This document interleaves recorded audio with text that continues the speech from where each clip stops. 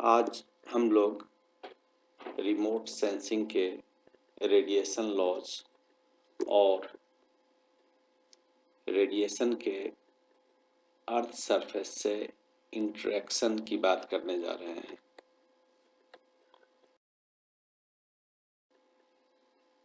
सन से आने वाला इलेक्ट्रोमैग्नेटिक रेडिएशन एटमॉस्फेयर से होके गुजरता है और एटमॉस्फेयर से इंटरेक्ट करता है। जब यह अर्थ सरफेस पे पहुंचता है तो अर्थ के सरफेस से इंटरेक्ट करता है और डिफरेंट वेवलेंथ्स के इलेक्ट्रोमैग्नेटिक रेडिएशन से निकलने वाला रेडिएंट एक्जिटेंस अलग अलग होता है। यहाँ इस ग्राफ में हम लोग ये समझने की कोशिश करेंगे कि टेम्परेचर, वेवलेंथ और रेडिएंट एक्जिटेंस यानी कि उस सरफेस से जो रेडिएशन वापस स्पेस में जा रहा है उसके बीच क्या रिलेशनशिप है। सबसे पहले हम लोग टेम्परेचर को देखें तो जितना ज़्यादा उस बॉडी का टेम्परेचर है उसका पीक उतना ही लेफ्ट साइड की तरफ है। इसका मतलब हुआ कि शॉर्टर वेवलेंथ की तरफ है। इसका मतलब शॉर्टर वेवलेंथ्स वाले रेडिएशन है उनका टेम्परेचर अधिक होगा और उनसे जो रेडिएंट एक्जिटेंस होगा उसका सरफेस एरिया भी सबसे ज़्यादा होगा।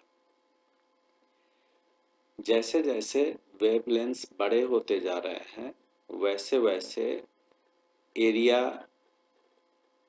जो है इसका ये कम होता जा रहा है और टेम्परेचर भी राइट हैंड की तरफ शिफ्ट कर रहा है। इसका मतलब हुआ कि वेवलेंथ्स यदि बड़े हैं तो इसका मतलब हुआ टेम्परेचर अपेक्षाकृत कम है तथा उस सरफेस से जो रेडिएंट एक्जिटेंस है यानी ईएमआर जो वापस जा रहा है वो अपेक्षाकृत कम है। तो जैसे जैसे हम प्लैंक लॉ में देखते हैं कि प्लैंक लॉ बताता है कि जितना ज़्यादा हॉटर बॉडी होगा उससे जो रेडिएशन निकलेगा उसके वेवलेंथ शॉर्टर होंगे, यानी शॉर्टर वेवलेंथ हॉटर बॉडी से निकलता है और जैसे जैसे कोई भी बॉडी कम गर्म होगा उससे लॉन्गर वेवलेंथ के रेडिएशन निकलेंगे।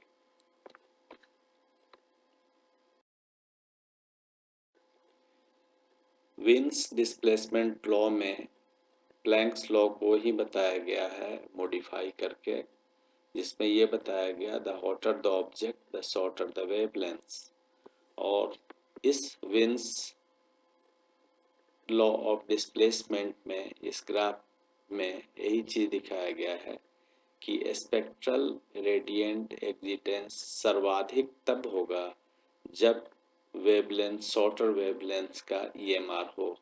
जैसे जैसे वेवलेंथ्स बड़े होते जाएंगे वैसे वैसे ही ये जो प्लैंक फंक्शन है और ये जो टोटल एरिया अंडर इमिटेंस है ये छोटा होता जाएगा। स्टीफन बोल्ट्जमैन लॉ में भी एरिया अंडर कर्व को दिखाया गया है। When the Planck's radiation law is integrated over entire spectrum, one obtains the famous Stefan Boltzmann law। तो इसमें सिर्फ शॉर्टर वेवलेंथ तक ये सीमित नहीं है, सभी वेवलेंथ्स के रेडिएशंस पर यदि हम प्लैंक्स के लॉ को डालें तो हम देखेंगे कि इस तरह का ग्राफ बनेगा, जिससे साफ पता चलता है शॉर्टर वेवलेंथ्स में मैक्सिमम रेडिएंट एक्जिटेंस होगा और लॉन्गर वेव में रेडिएंट एक्जिटेंस कम होता जाएगा। अब स्पेक्ट्रल इमिसिविटी की बात करें तो the radiation obeys Planck's equation if the object is a perfect black body. The efficiency with which real materials emit thermal radiation at different wavelength is determined by their emissivity। तो इसमें जो thermal radiation है वो अलग अलग wavelengths वाले का अलग अलग इमिसिविटी होता है। यदि किसी सरफेस के बाउंड्री पर वो ईएमआर टकरा रहा हो तो ऐसी स्थिति में दो स्थिति हो सकती है, पहला रिफ्लेक्शन और दूसरा रिफ्रैक्शन। दूसरी स्थिति हो सकती है विद इन मीडियम में, यदि किसी एक ही मीडियम से होकर के ईएमआर गुजर रहा हो तो वहाँ या तो एब्जॉर्प्शन होगा या स्कैटरिंग होगा, या तो वह अवशोषित कर लिया जाएगा या उसका प्रकीर्णन होगा। यहाँ बाउंड्री यदि दो तरह का है तो या तो रिफ्लेक्शन होगा यानी कि ईएमआर का परावर्तन हो जाएगा, या वहाँ रिफ्रैक्शन होगा।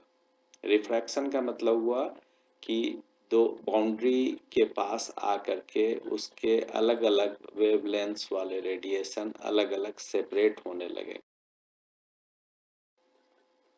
यहाँ interaction of EMR with earth surface दिखाया गया है और इसमें यह दिखाया गया है कि कोई भी जो एनर्जी है, रेडिएशन है, यदि वह सरफेस तक पहुंचता है तो उसका एक भाग अंदर चला जाता है या एब्जॉर्ब कर लिया जाता है और कुछ भाग उसका जो है वो ट्रांसमिट किया जाता है। इस ट्रांसमिट किए जाने वाले एनर्जी को हम लोग रिफ्लेक्टेड एनर्जी के नाम से जानते हैं और रिफ्लेक्टेड एनर्जी ही सबसे इम्पोर्टेंट एनर्जी है जिसे हमारे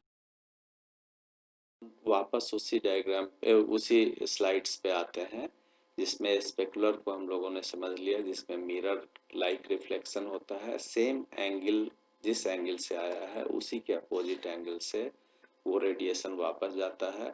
डिफ्यूज रेडिएशन में नॉन मेटेलिक सरफेस पर जब वो टकराता है तो सभी डायरेक्शन की तरफ मल्टीपल रिफ्लेक्शन वो होता है और वो ऐसा इसलिए होता है कि जो जिस सरफेस पे रेडिएशन आया वह सरफेस स्मूथ नहीं है, उसमें इरेगुलरिटीज है, वो ऊंचा नीचा है और ऊंचा नीचा होने से डिफरेंट डायरेक्शन में डिफ्यूजन हो गया रेडिएशन का, इसलिए उसको डिफ्यूज्ड रेडिएशन कहेंगे। लैम्बर्सियन में light falling on it is scattered such that the apparent brightness or radiance of the surface to an observer is the same regardless of the observer's angle of view. Lambert's Cousin law says that the radiant intensity observed from a Lambertian surface is directly proportional to the cosine of the angle theta between the observer's line of sight and the surface normal. तो लैम्बर्सियन में जो reflection है उस reflection में चारों तरफ वापस जो रेडिएशन है वो ऑब्जर्वर चाहे किसी भी जगह पर हो उसे एक ही जैसा वापस लौटने वाला रेडिएशन दिखता है, जिसको चाहे उसका एंगल ऑफ व्यू कोई भी हो, इसे हम लैम्बर्सियन रिफ्लेक्शन कहेंगे। अगला जो चीज़ है वो है ट्रांसमिशन, जिसमें रेडिएशन आया और वो ट्रांसमिट कैसे हो रहा है इसको देखते हैं। और एक और चीज़ है जिसमें एब्जॉर्प्शन है, जो रेडिएशन किसी सरफेस तक पहुंचता है तो उस रेडिएशन का एक बहुत बड़ा भाग उस सरफेस के द्वारा अवशोषित कर लिया जाता है। रिफ्लेक्शन का एक एग्जाम्पल हम लोग देखने जा रहे हैं और इस रिफ्लेक्शंस में सन से ईएमआर निकल रहा है और सन से निकलने वाला जो ईएमआर है उसमें से 0.4 से 0.7 माइक्रोमीटर के वेवलेंथ वाले जो रेंज हैं जिसे हम विजिबल स्पेक्ट्रम कहते हैं, ये विजिबल स्पेक्ट्रम में 7 कलर्स हुए और ये सातों कलर किसी भी ऑब्जेक्ट से टकराया। यहाँ हमने एग्जाम्पल एक पेड़ का लिया है और पेड़ से टकराने के बाद इसका जो ग्रीन कलर है वो ग्रीन कलर सिर्फ रिफ्लेक्ट हुआ ज़्यादा और इस कारण से ये ग्रीन कलर पेड़ को जब हम देखते हैं तो हमें उसका कलर ग्रीन दिखता है, क्योंकि जो रिफ्लेक्शंस है, जो जितने भी रेडिएशंस को इसने एब्जॉर्ब किया विजिबल रेंज को, उसमें से ग्रीन कलर को ये सबसे ज़्यादा रिफ्लेक्ट किया, इसलिए इसका कलर हमें ग्रीन दिखता है। और यहाँ हमने दो एग्जाम्पल दिखाया है जिसमें एक में स्पेकुलर रिफ्लेक्शन है और दूसरे में डिफ्यूज रिफ्लेक्शन है। स्पेकुलर रिफ्लेक्शन, यदि मान लीजिए यहाँ कोई मिरर है, आईना है, तो इस मिरर के पास ये बीम टकराया और एग्जैक्टली उसी एंगल में स्पेस में वापस लौटने लगा। यदि इस तरह की स्थिति होगी तो स्पेकुलर या मिरर लाइक रिफ्लेक्शन कहेंगे। यहाँ हम देख रहे हैं कि यहाँ सरफेस बेहद ही अनइवन है। अनइवन सरफेस होने के कारण जब रेडिएशन यहाँ तक पहुँचा तो पहुँचने के बाद ये चारों तरफ फैल गया, जिसको हम लोग डिफ्यूज रिफ्लेक्शन कहेंगे। और इस डिफ्यूज रिफ्लेक्शन में को लैम्बर्सियन रिफ्लेक्शन, हमने टाइप्स ऑफ रिफ्लेक्शन की बात पहले ही कर ली है, जिसमें कि डिफरेंट टाइप्स ऑफ रिफ्लेक्शन है, जिसमें डिफ्यूज रिफ्लेक्शन भी है और स्पेकुलर रिफ्लेक्शन भी है।